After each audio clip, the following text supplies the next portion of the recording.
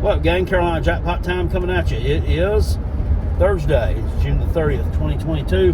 Time to talk some SEC college football. And just a little bit of an interesting topic today that I heard on the radio. And Jackpot is going to offer his spin on it today. New coaches in 2021 are now second-year coaches in 2022. You got 4 of them in the SEC. You also got a couple of brand new coaches, right? Well, not brand new college football coaches, but brand new to the SEC. That being Billy Napier over at Florida, and then Brian Kelly at LSU. Maybe we'll make a separate video on that later.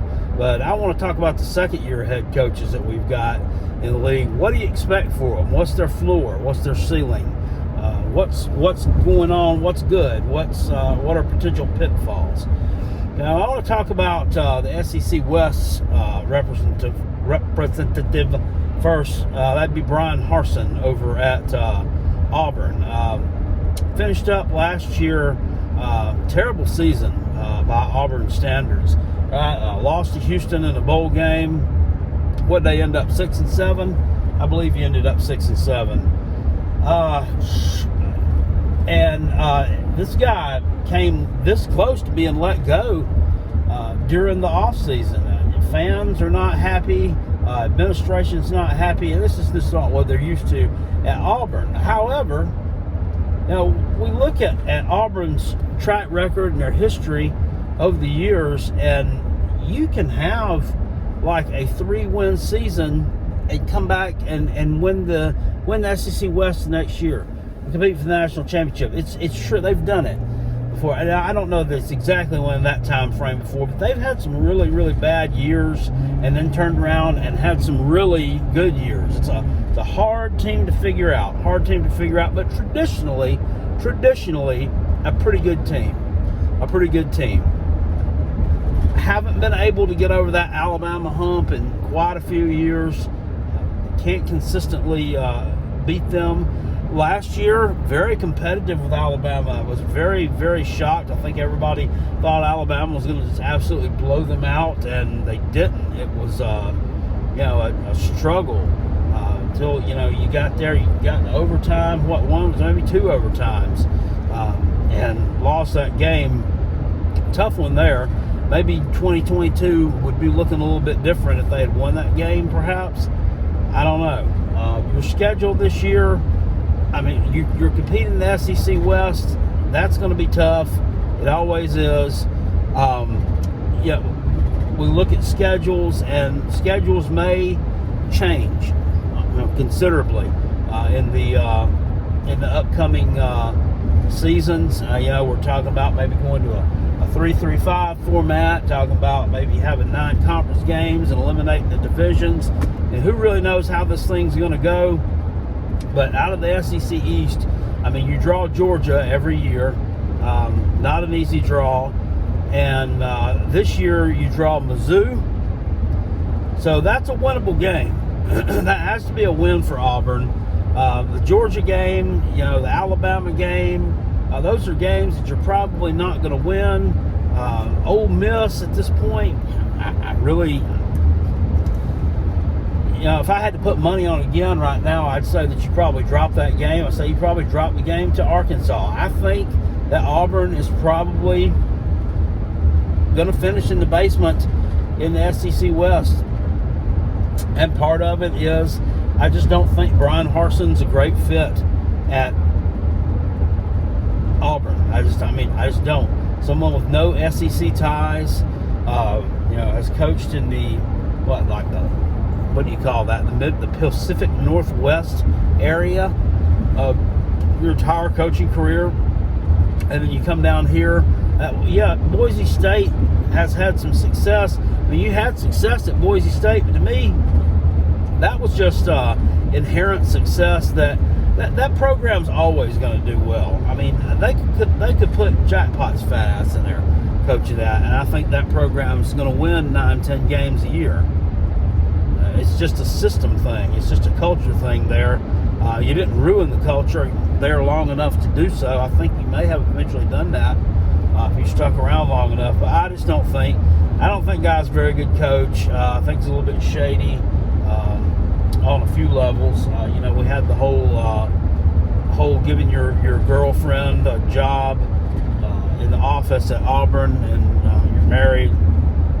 You obviously don't have a lot of scruples about yourself anyway. So I don't see that lasting much longer than a couple of years. Now, that fan base was all on edge last year when you sat out there, you won those 6 games. However, if you'd won 8 games, I mean, they'd still be calling for your head. They want to win 10, 11 games every year. Thing is, they don't have the Jimmies and the Joes at the skill positions to make it happen. They don't have the Jimmies and the Joes at the skill positions to really make that happen. Auburn normally has a decent defense, normally has decent lines of scrimmage, but running back Tank Bigsby is really good. But I mean, other than that, can you name any wide receivers? I can't. Who's going to play quarterback for you? We'll see. I don't know. As far as success, I don't see a lot there. Now, getting over to the SEC East, probably where everybody's more interested in trying Jackpot's focus. You got Shane Beamer, South Carolina, second-year head coach. Got Josh Heupel, Tennessee, second-year head coach, and Clark Lee over at Vandy, second-year head coach. Now, Clark Lee, Vandy has not won a game in the SEC since 2019, I think. Didn't win any in the 2020 COVID season, and actually had one canceled. Tough times there at Vanderbilt, for sure. Looking for the next James Franklin. I don't know that they're ever going to find the next James Franklin. I didn't like this hire when they made it, and I still don't. I thought that Derek Mason was a good coach. I think that he kind of got a bum rap, a raw deal. I just wanted to bring somebody in with Vanderbilt ties to resurrect the program. And I don't know. I'm not going to say that's not possible, but I mean, it's not looking great. And then looking at your schedule this year, it's tough as far as within the conference, as it always is. Plus, you're adding in there, you have a road game at Alabama. You have a road game at Georgia and a road game at Kentucky. All those are going to be really tough. You do get your rival Tennessee at home this year. You got Florida at home this year. Looking at that one, I mean, I don't know that that's not a game. And last year, I mean, Florida beat Vanderbilt like 50-0 or something last year. But that was Vanderbilt coming off of getting blown out by Georgia. Florida was actually playing pretty well then. Florida, in the middle of the season, just hit an absolute brick wall, did a 180, and just turned into the worst football team on the face of the earth. You can't deny that.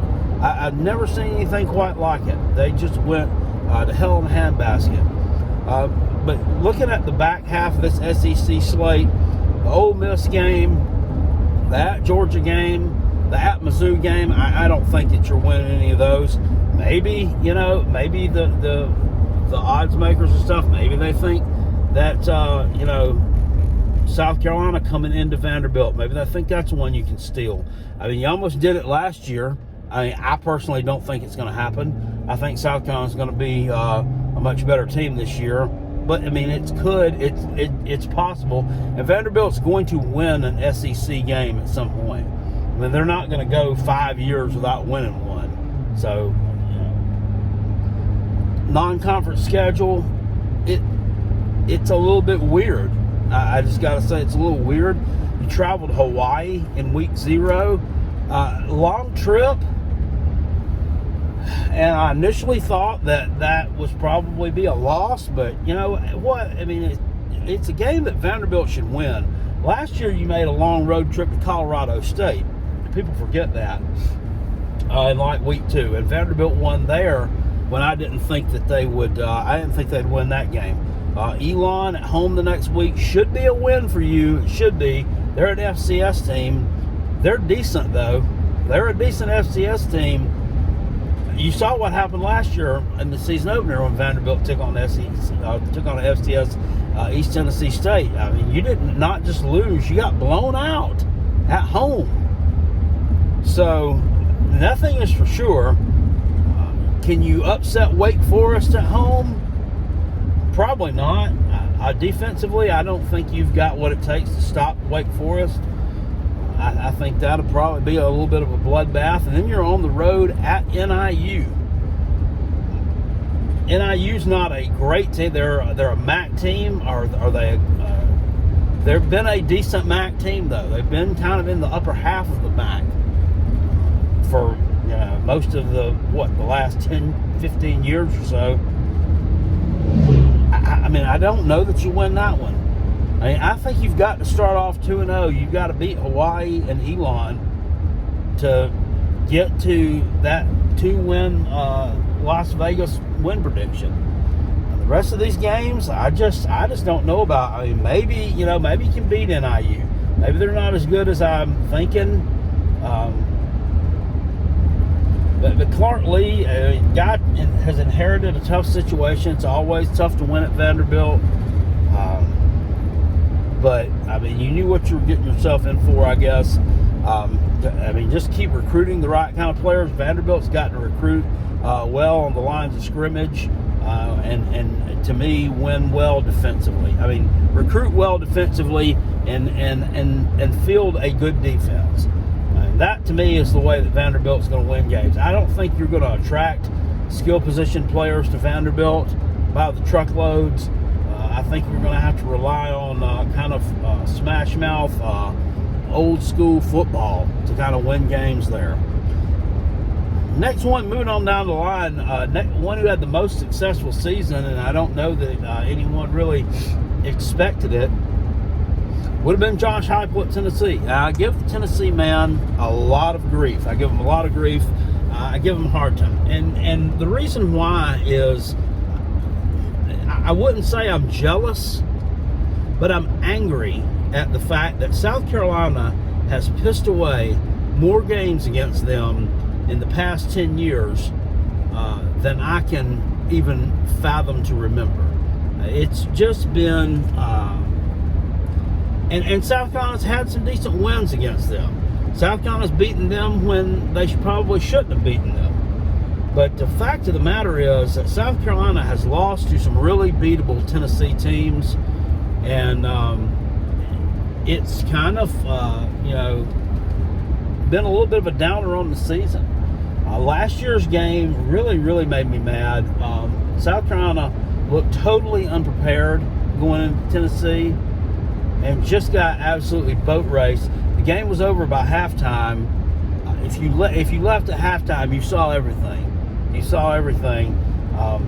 South Carolina trying to make a meek little comeback in the second half, and it just didn't happen. But this sales section is not about South Carolina. It's about Tennessee. Had a little bit of a shaky start. Started Joe Milton at quarterback, the guy from Michigan. He was not the answer. Hendon Hooker was the answer. Guy threw 30-something touchdowns, like 3 or 4 interceptions. Did an amazing job last year, and it's even more of an amazing job coaching, I would say, by Heupel and his staff. Tennessee was down a ton of players, had a ton of players at the transfer portal in the 2020 offseason. A ton of recruits who had decommitted, NCAA sanctions possibly looming over them. I don't think anything's happened with that, and I don't guess it's going to. Where Jeremy Pruitt's people were stuffing cash in McDonald's bags. I mean, he had some adversity to dig out from under. He really did, and he kind of proved that he's someone that can come into a tough situation and make the best out of it, like him or not. So 7.5 wins this year. You won 7 games last year, went 7-5 regular season, lost your bowl game. So 7.5 wins is a little bit. I mean, I think it could possibly be a little bit low. I think the ceiling for Tennessee may be a little higher than that. I mean, we're starting off with Ball State, Pitt, and Akron. You know, 2 of those are definite wins at home. The game at Pitt, you're favored in that one, and I think for good reason. I think Pitt, you know, just because we made it to the ACC championship game last year, you won the ACC Coastal. Everybody knows how topsy-turvy and unpredictable the ACC Coastal can be. Miami is a team that, I think they fired their coach. They fired their coach because they have not been successful. The guy didn't last, 2-3 seasons? He was supposed to be the second coming. They had a very disappointing year. UNC had a very disappointing year last year. I would even fathom to say Virginia and Virginia Tech both had very disappointing seasons last year. So, I mean, it takes these other teams having terrible years, and you actually, you know, you had what, I don't know that Kenny Pickett is a generational quarterback at every school in America, but definitely was a generational quarterback at Pitt, and the 27-year-old Pickett led you to a New Year's Six game, right? Yeah, they made a New Year's Six game, which he chose not to play in, and you lost to Michigan State. So I think that Pittsburgh's getting a little bit too much secondary hype coming off that they're going to come in and still compete for the ACC Coastal Crown. I don't think it's happening this year. I think that division is Miami's to lose. I think they're going to be much improved this year, probably one of the most improved teams in the country. We'll have to see. But I expect Tennessee to be 3-0 after that stretch. And then you get Florida at home, and, you know, I expect you to win that game. If you don't beat them this year, I mean, that is very, very, very disappointing. If you can't come into your house and beat Florida with first-year Billy Napier head coach. And a lot of turmoil, I guess you'd say turmoil, surrounding that program. They've had some transfers out. They hadn't really been recruiting all that well. I don't know. Maybe they're waiting for the right kids to come. But, I mean, you know, you've had people picking Miami over Florida. You've had recruits picking Florida State over Florida. I don't know what Napier's recruiting pitch is down there, but it doesn't really seem like it's working out right now. So you're going to need to be undefeated. You're going on the road to LSU, and then you're at home against Alabama. That's kind of, that's back-to-back weeks there. Tough couple of games. LSU, I think, is going to be better than a lot of people give them credit for, just because I think they hired a really good head coach. A lot of people don't like Brian Kelly. And what do you base not liking him on? Because he threw up a fake Cajun accent. So what? So what? I throw up a fake country accent every day. It's not that big of a deal. It's not that deep. He's a good coach. And he's going to do some good things at LSU. UT Martin, I mean, you'd have to think that's a win. And then you kind of head into a couple of stretch here of a couple of games. Kentucky and at Georgia. Believe it or not, I expect Tennessee to beat Kentucky. Tennessee's absolutely own Kentucky. And they're both, right now, I think Kentucky's on a little bit higher of a level than Tennessee, just a little bit, even though Tennessee beat them last year. But in the realm of the pecking order of the SEC East, I think they are. But I think Tennessee quickly catches that and overtakes them this year. I just think Tennessee has maybe right now they don't have the goods. They're recruiting very well.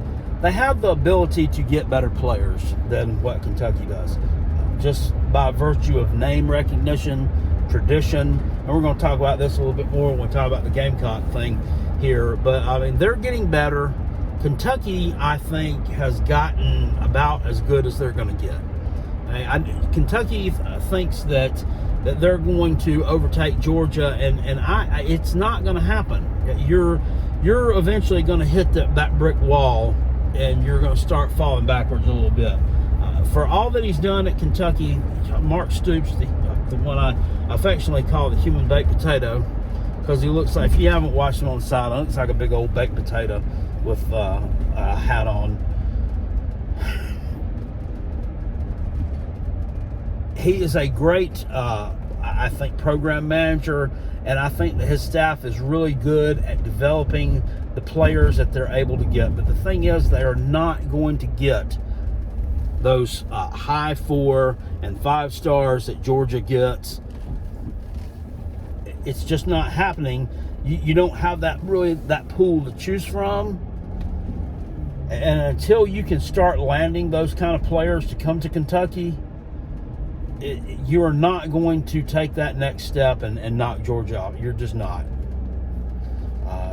But I think Tennessee is a program that recruits at a level, or has the ability to recruit at that level, that they could compete with a Georgia. So I don't know that Tennessee doesn't go on the road and win this game this year. I think Georgia is going to be down a little bit. And they sit there and tell me, well, we've recruited well. So, and we just talked about recruiting, and I understand that, but these are young guys. You lost a ton of people off of a world-class defense. You're going to need to step up to the plate offensively. And not that you didn't have it's not that you didn't have a good offense last year. You didn't have a great offense last year. You had a good offense last year. You had a serviceable offense last year. And your defense complemented that offense very well, and was able to bail you out of your shortcomings.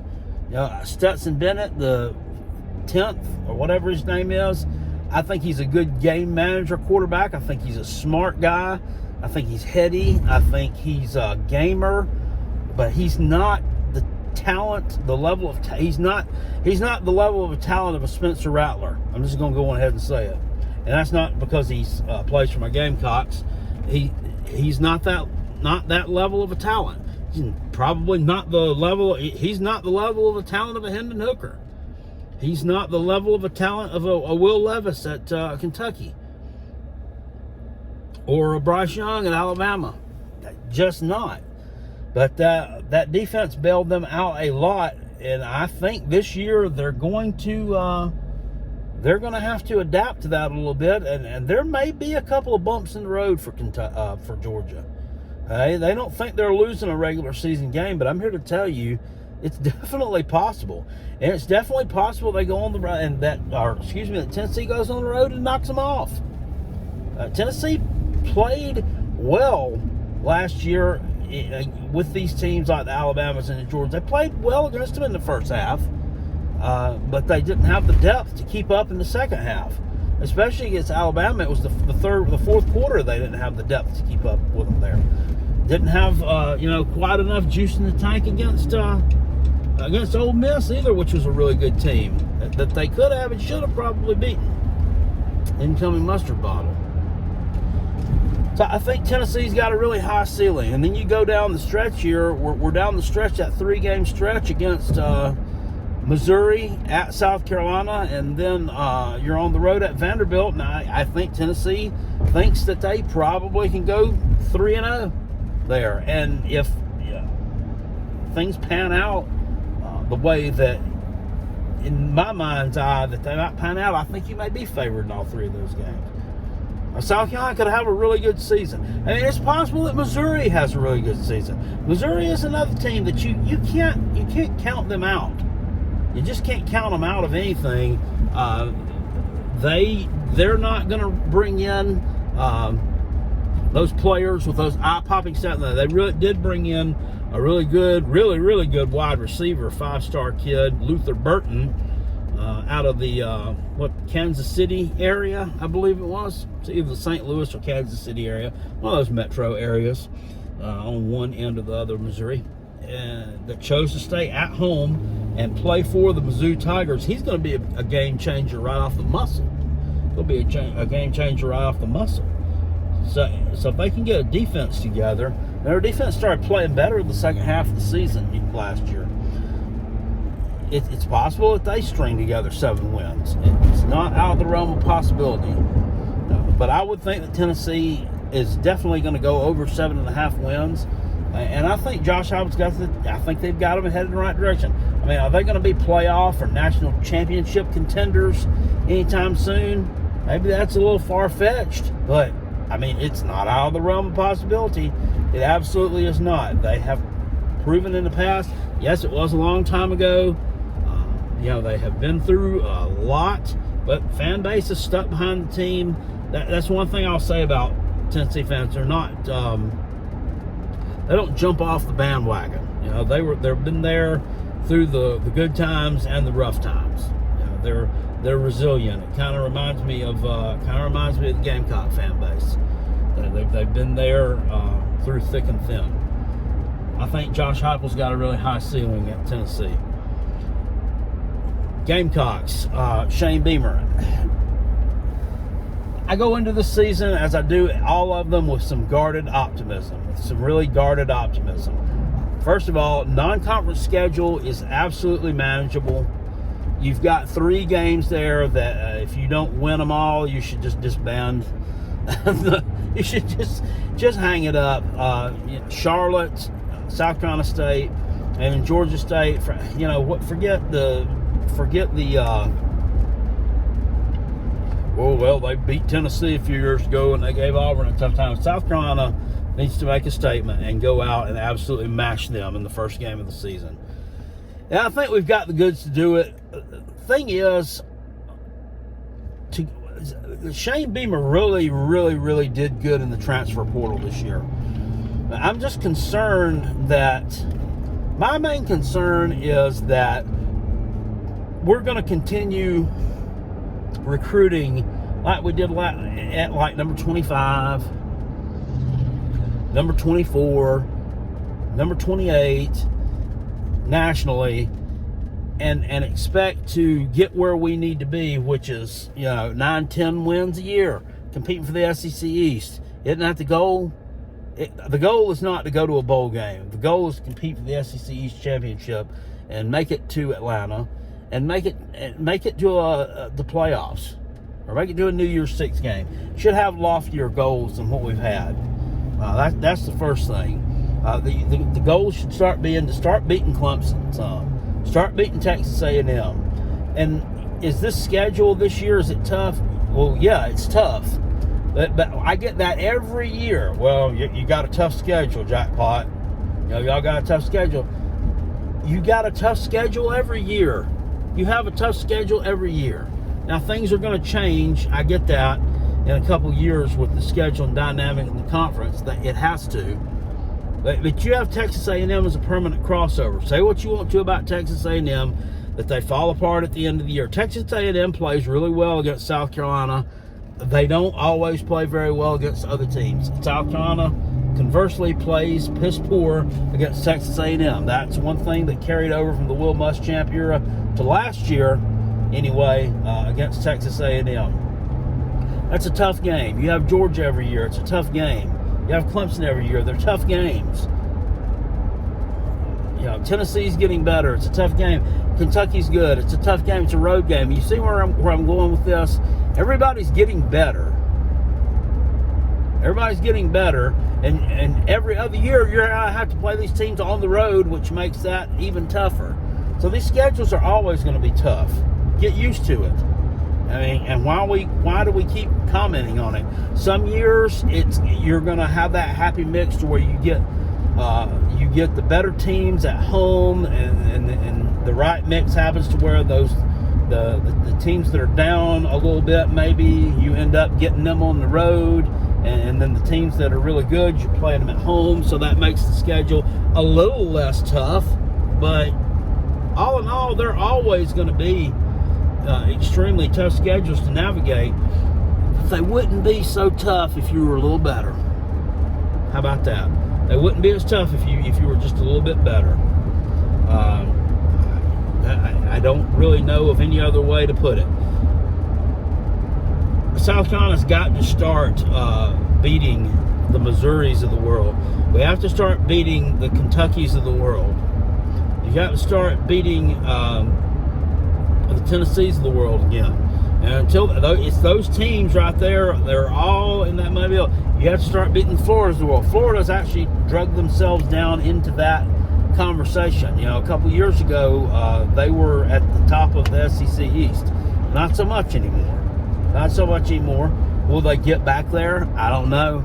They're not recruiting at a very high level right now, and that's where it's all at. I'm just worried. You know, Shane Beamer brought in a hell of a class this year of transfers.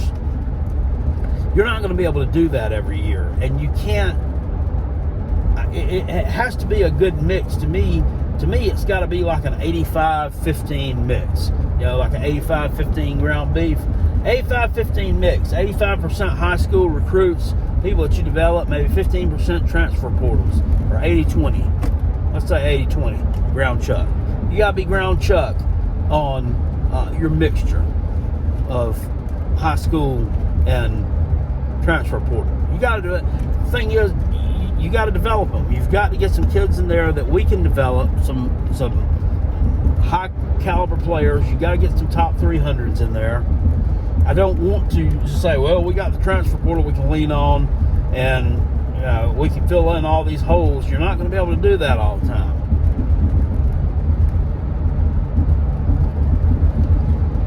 And bottom line, he delivers a good message, delivers a good shtick.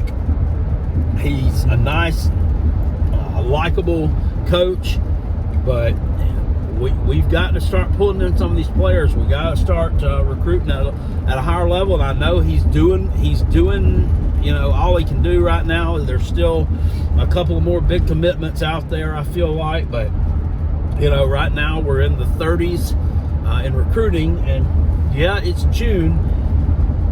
But, the fact of the matter is, this recruiting, it just starts earlier and earlier every year. It just seems like, what was it? A few years ago, I'd say maybe 2018 was about the last year. February was the big day. The 1st of February was the big National Signing Day. That's not even a thing anymore, really. It's really not a thing. There are people who actually took that day off work. Now it's in December.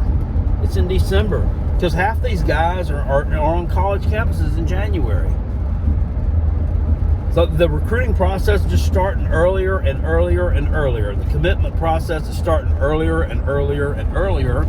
And we got to be out in front of that. Does he have a high ceiling at South Carolina? I believe he does.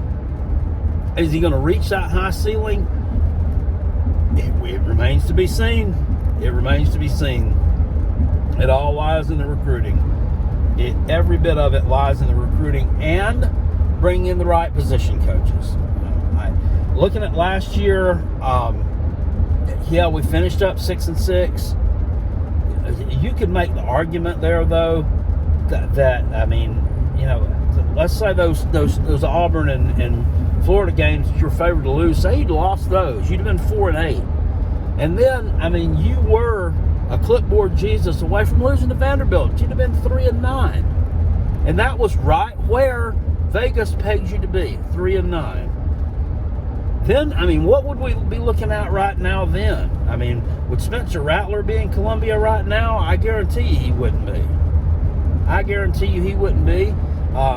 Austin Stoner wouldn't be in Columbia right now. Christian Beal-Smith wouldn't be in Columbia right now. And we'd be staring down the barrel of another 3-9 season. We were that close to being 3-9. Yeah, well, we were Auburn calling a horrible game offensively. Florida falling apart. Let's say we even won that one. Let's just say we won that one. You're still, say you're 4-8 because you still could have lost to Vanderbilt had not been for the clipboard Jesus. You could have lost to East Carolina too.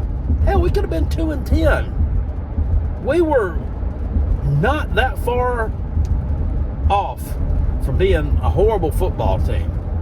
And at times we looked like one. Against Clemson, you looked like a horrible football team. And you were. Against Texas A&M, you looked like a horrible football team. And you were. Against Tennessee, you looked like a horrible football team. And you was. So, it's a very thin line. And hopefully we land on the right side of that line. But that's just my breakdown here. I've rambled on for quite a while about a subject and gotten off subject a little bit, but I hope you all did enjoy this video, and hit it with a thumbs up if you did. If you feel like subscribing to the Carolina Jackpot channel, subscribe to the Carolina Jackpot channel. I really would appreciate to see you all around here. Probably going to try to pump out a couple of more college football preview videos this weekend. It's a long weekend, July the 4th. You all have a safe and happy one. Don't drink and drive. Don't do any silly stuff. And I'll be getting back at you real soon. Appreciate it, guys. I'm out of here. Peace. Go Gamecocks, and go Coach Beamer.